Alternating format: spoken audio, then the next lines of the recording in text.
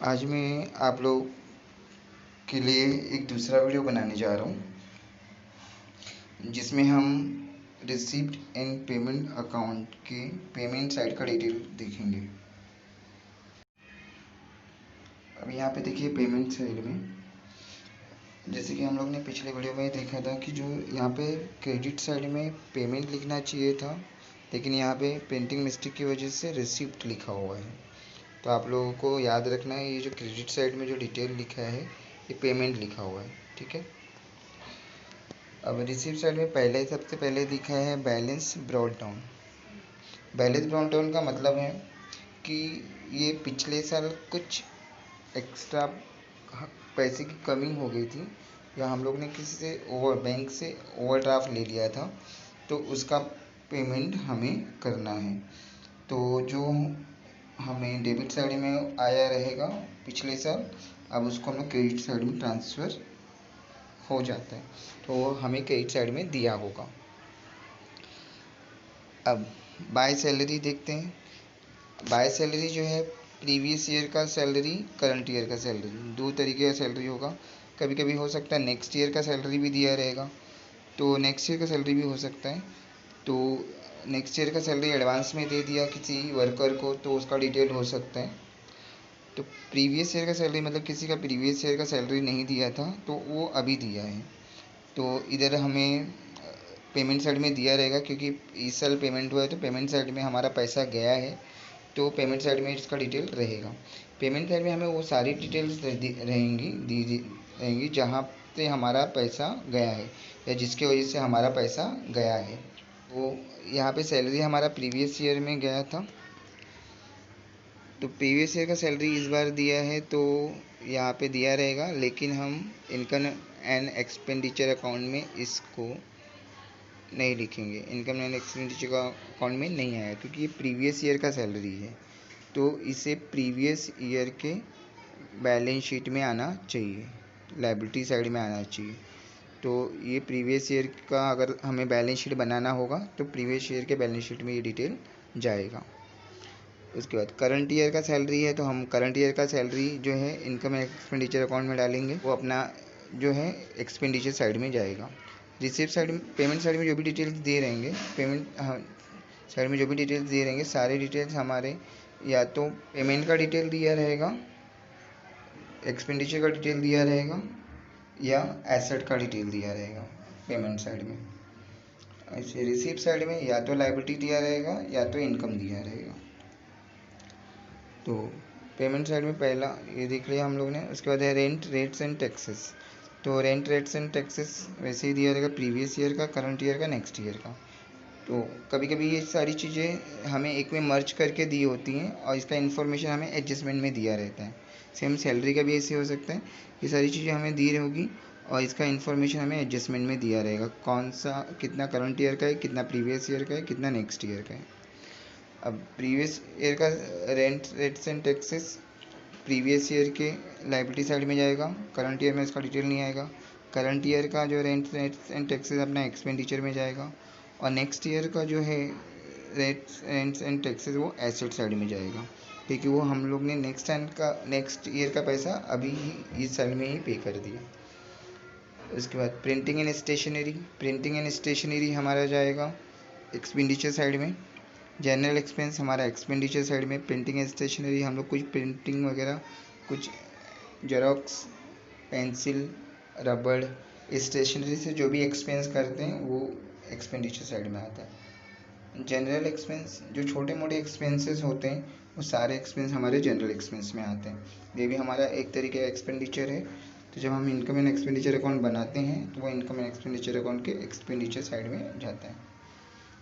Interest on bank loan, interest on bank loan जैसे हम loan लिया है, लोन पे हम इंटरेस्ट पे कर रहे हैं, तो वो भी एक तरीके का एक्सपेंडिचर होता है, तो ये भी हमारा एक्सपेंडिचर साइड में आएगा। जब हम लोग इनकम एंड एक्सपेंडिचर अकाउंट बनाएंगे तो इसको एक्सपेंडिचर साइड में लिखेंगे। इंटरेस्ट ऑन बैंक लोन क्या होता है, बैंक ने से हमने जितना भी लोन लिया है या नॉन प्रॉफिट ऑर्गेनाइजेशन ने जितना भी लोन लिया है, तो नॉन प्रॉफिट ऑर्गेनाइजेशन को क्या पे करना पड़ता है, इंटरेस्ट पे करना होता है। तो ये भी वन टाइप ऑफ एक्सपेंडिचर होता है। तो उसके बाद है हमारा इलेक्ट्रिसिटी चार्जेस। इलेक्ट्रिसिटी चार्जेस जो होता है, इलेक्ट्रिसिटी का जो भी नॉन प्रॉफिट ऑर्गेनाइजेशन में जो भी खर्चा हुआ, इलेक्ट्रिसिटी का जो भी खर्चा हुआ, सारा का सारा पेमेंट नॉन प्रॉफिट ऑर्गेनाइजेशन करती है। तो वो भी एक तरीके का एक्सपेंडिचर होता है। ये हमें पेमेंट साइड में दिया है, पैसा इस बार दिया, इसके लिए पेमेंट साइड में दिया है। और इसे हम जब ट्रांसफ़र करेंगे तो इनकम एंड एक्सपेंडिचर के एक्सपेंडिचर साइड में ट्रांसफ़र करेंगे। उसके बाद है ऑडिट फीस। ऑडिट फीस भी हमारा एक्सपेंडिचर साइड में जाएगा। ऑडिट फीस जैसे हम लोग ने फाइनल अकाउंट में देखा था, ऐसे इस यहाँ पे भी ऑडिट फीस होता है। जैसे फाइनल अकाउंट में ऑडिट होती है हर साल, ऐसे ही नॉन प्रॉफिट ऑर्गेनाइजेशन में हर साल ऑडिट होता है। और ऑडिट करने के लिए जो खर्चे होते हैं, खर्चे पे करने पड़ते हैं, तो वो भी हमारा एक्सपेंडिचर साइड में जाता है, वो होता है ऑडिट फीस। Tournament expenditure. अब टूर्नामेंट एक्सपेंडिचर क्या होता है, जो कभी टूर्नामेंट कराया, कुछ मैच करवा दिया, तो टूर्नामेंट कराने के लिए जो एक्सपेंस होता है, जैसे मैदान का खर्चा या छोटे मोटे जो भी खर्चे होते हैं, वो हमारा टूर्नामेंट एक्सपेंडिचर होता है। तो ये भी हमारा इनकम एंड एक्सपेंडिचर के एक्सपेंडिचर साइड में आएगा। वेजेस, कोई लेबर होता है, लेबर को कुछ काम करने, एक दिन काम किया, 2 दिन काम किया, या 3 दिन काम किया, 4 दिन काम किया, तो जो उसका पैसा उसको पे किया जाता है, वो हमारा एक्सपेंडिचर साइड में आएगा। तो वेजेस भी हमारा इनकम एंड एक्सपेंडिचर के एक्सपेंडिचर साइड में लिखेंगे, ये हमें यहाँ पे पेमेंट साइड में दिया है।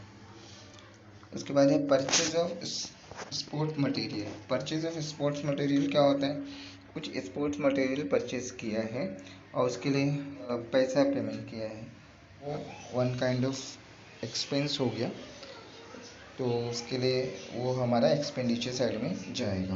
बाद है इंश्योरेंस। इंश्योरेंस हमारा जैसे फाइनल अकाउंट में देखा था, इंश्योरेंस प्रीमियम पे किया था, तो ये भी हमारा एक्सपेंडिचर होता है। टेलीफोन मोबाइल एक्सपेंस, टेलीफोन का खर्चा, मोबाइल का खर्चा, ये भी एक्सपेंस हो गया। बैंक ने कुछ चार्ज किया, वो भी हमारा एक्सपेंस हो गया। पोस्टेज टेलीग्राम का खर्चा, वो भी हमारा एक्सपेंस हो गया। कन्वेंस फीस मतलब हम एक जगह से दूसरी जगह ट्रैवल करते हैं, उसका हम लोग ने कुछ पेमेंट किया, कुछ खर्चा किया, तो वो भी हमारा एक्सपेंडिचर साइड में चला जाता है।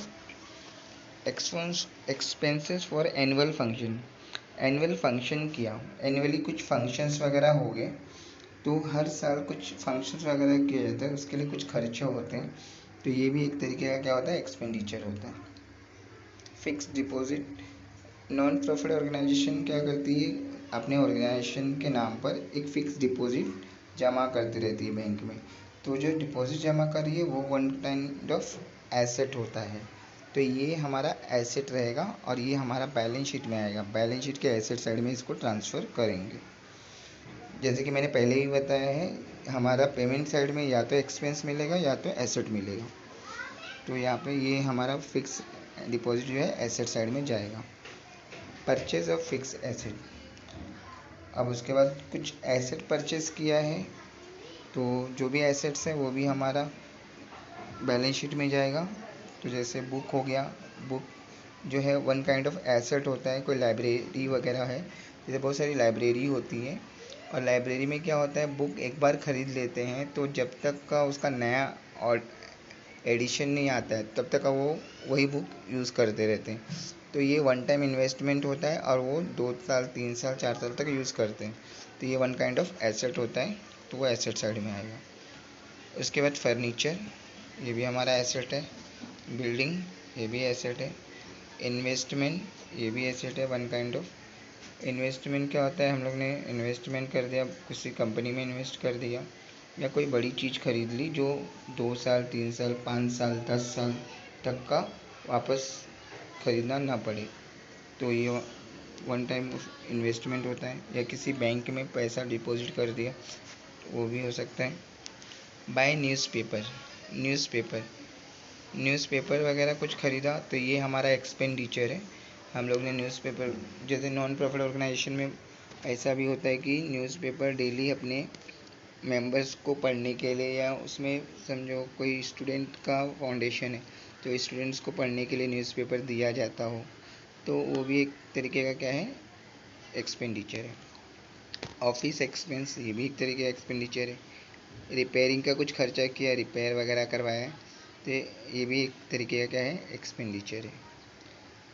उसके बाद लास्ट में कैश इन हैंड, कैशियड बैंक आएगा। ये अभी कैश इन हैंड और ये कैशियड बैंक, ये हमारा बैलेंस आएगा।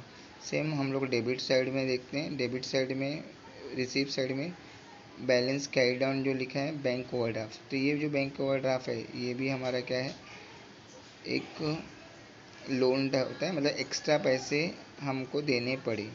और ये जो कैश इन हैंड, ये दोनों या तो कैश इन हैंड मिलेगा या तो बैंक बैलेंस, बैंक ओवरड्राफ्ट मिलेगा, या तो हमें डेबिट साइड में बैलेंस दिखाई देगा या तो हमें क्रेडिट साइड में बैलेंस दिखाई देगा, दोनों नहीं दिखाई देगा, दोनों में से कोई एक ही दिखाई देगा। तो हम अगर हमारा क्रेडिट साइड में बैलेंस आया है तो मतलब हमारे पास पैसे बचे हैं। अगर वही हमारा डेबिट साइड में बैलेंस आया है तो हमें मतलब एक्स्ट्रा पैसे बैंक को देने हैं। तो ये दो चीज़ हमें मिलेगी, लास्ट मिलती है या दिया रहता है हमें। ये चीज़ हमें ये सारी चीज़ें हमें दी होगी, हमें ये बनाना नहीं रहेगा। हमें बनाना है इनकम एंड एक्सपेंडिचर अकाउंट, फिर बैलेंस शीट, और अगर रिक्वायरमेंट रहा तो प्रीवियस ईयर का बैलेंस शीट बनाना हो सकता है। ये वो वर्किंग नोट होता है, डिपेंड करता है क्वेश्चन पे। ठीक है। और एक और चीज़ आपको बताना चाहूँगा कि जैसे कि मैंने पहले ही बता दिया है, रिसीप्ट साइड में जो भी डिटेल्स होंगे उसमें दो चीज़ हमें मिलेंगी, या तो हमें लायबिलिटी मिलेगा या तो हमें इनकम मिलेगा। और क्रेडिट साइड में या तो हमें एक्सपेंडिचर मिलेगा या तो हमें एसेट मिलेगा, वो दो चीज़ें हमें मिलेंगी। आशा करता हूँ कि आपको वीडियो बहुत अच्छा लगा होगा। आपको अगर वीडियो अच्छा लगा तो उसे शेयर कीजिए और हमारे चैनल को सब्सक्राइब कीजिए और इस वीडियो को लाइक कीजिए।